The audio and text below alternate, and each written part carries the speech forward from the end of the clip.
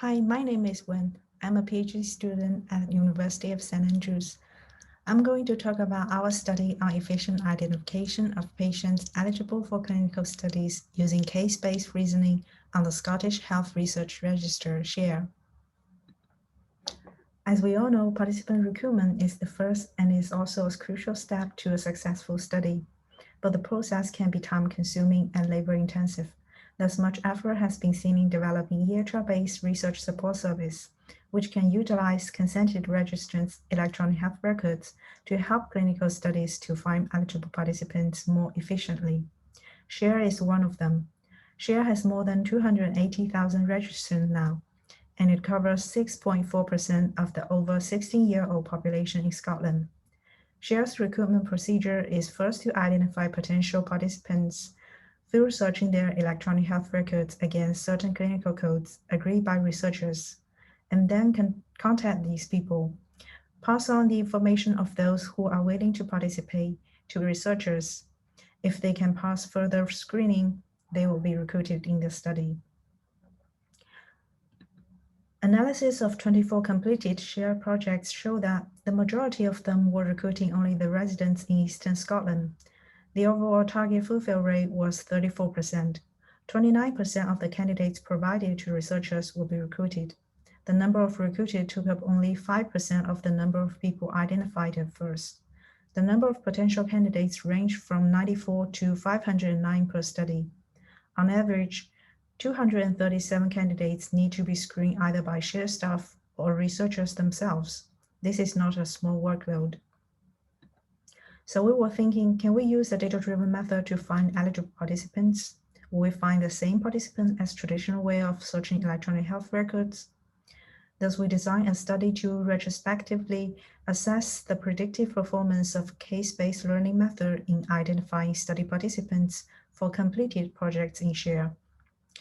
Project selection criteria was the recruitment project should have ended before the end of 2017. It was recruiting across the health boards in Eastern Scotland. Finally, 9 projects were included in this study, and they involved 119 participants in total, with each project ranging between 2 to 28. We adapted the case-based learning method from Yoder and Wen's study. For further details, please refer to their study. But basically, it locates most frequently shared clinical features between participants already recruited in a study, finds their central tendencies, and uses them as an imaginary target patient. Then everyone will be compared to this target patient to get a relevance score. The higher the score is, the more likely a person is believed to be recruited into the same study. In our study, our subjects include 190 confirmed participants, individuals identified at first but not enrolled, and 30,000 randomly selected from the SHARE registrants from Eastern Scotland. Each subject was flagged as identified or not, recruited or not, according to SHARE records for each study. We extracted diagnosis, procedure, prescription, and laboratory test results for these people. We apply a time window to those longitudinal clinical data from 2010 to 2017. Each project was analyzed separately by two-fold cross-validation. Half of the 119 participants were used to train a predictive model, and the other half were combined with the remaining subjects as unseen validation set. We determined SHARE features as those of which the frequency among participants exceeds a threshold of 80%. We created the target profile using the average occurrences of those features. The relevance score was a cosine similarity calculated between each subject and the target profile. ROCOC was calculated for either testing fold respectively, and average scores were obtained for projects individually and for the 9 projects as a whole. The confidence interval for ROCOC was generated through 2,000 bootstrap replicates.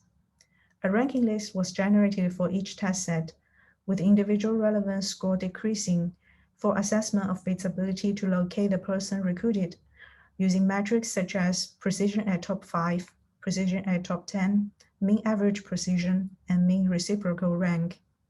The best possible result for the list, with confirmed participants ranked at the top, and the worst result, a random list, were also obtained as references.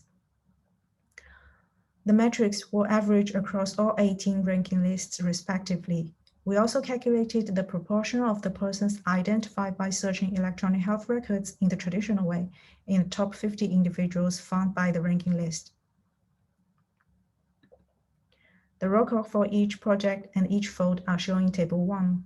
The mean ROCOC for relevance score was 0.815 over 9 projects. One project had an unacceptably low ROCOC of 0.337, worse than a random guess.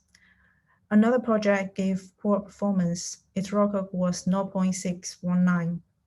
The remaining 7 projects were either good or excellent. Ranking list results are shown in Table 2. Overall, the ranking list failed to present the participants at either the top 5 position or the top 10. Performance improved when trying to find participants from the top of the list of roughly 30,000 subjects compared to a random list, but was still far from optimal. The proportion of those identified by traditional way in the top 50 of the ranking list for each project are presented in Table 3. On average, 21% of the persons ranked within the top 50 positions on the ranking list were the same as found by the traditional method. Our ROCOC results indicate that we can reliably and retrospectively predict the recruitment status for unseen person in 7 of the 9 projects. ROCOC is either good, that is above 80%, or excellent, above 90%, providing strong support for our intention to use data-driven method to identify participants from electronic health records. 2 studies were harder to predict. We speculated that for import study, the poor result was caused by only 2 participants being recruited, so only 1 person was used to derive the target. For the other study, the relatively loose inclusion-exclusion criteria might result in an inherent inability of capturing a representative target due to scattered participant characteristics. Evaluation of the resultant ranking list showed poor performance in retrieving the participants at the top. The ranking performance was the worst for import project, consistent with the ROCOC result. The assessment of the consistency of patients identified by case-based reasoning and traditional way shows significant discrepancy. However, it is unknown whether the most likely participants identified from our ranking list will have been recruited or not due to the retrospective nature of our study. So there is an inherent lack of discriminative ability involved. This is also one of our limitations. Our study has the following strength. We have made evaluation on recruitment results of real clinical studies. The clinical data we extracted involve multiple health boards and multiple data sources. They are population-based and hence are not flawed by selection bias. We have used an analog of an existing proven methodology augmented with cross-validation and relative ranking analysis. Apart from the aforementioned limitation from the retrospective nature of our study, we acknowledge that the final recruitment status is not a perfect outcome measure because it is affected by some external factors rather than clinical information alone, such as personal preferences. The algorithm might have correctly identified an eligible participant, but this person had not been enrolled in the study due to personal reasons, although our evaluation result will only be underestimated in this case. However, the clinical data used for this study do not consist of free text clinical notes, possibly would impact on our performance. In this study, we have demonstrated that case-based reasoning performed well in predicting recruitment for population-based clinical studies using Scottish electronic health record data. It might be worth for future study to also introduce measures with regards to ranking lists in addition to ROCOC measure to make a more comprehensive evaluation.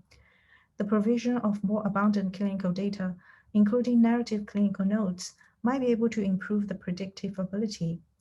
Planned prospective studies comparing the actual recruitment results for persons identified by different methods should help address the question of which ones are most suitable for finding potential participants. Thank you for watching my presentation.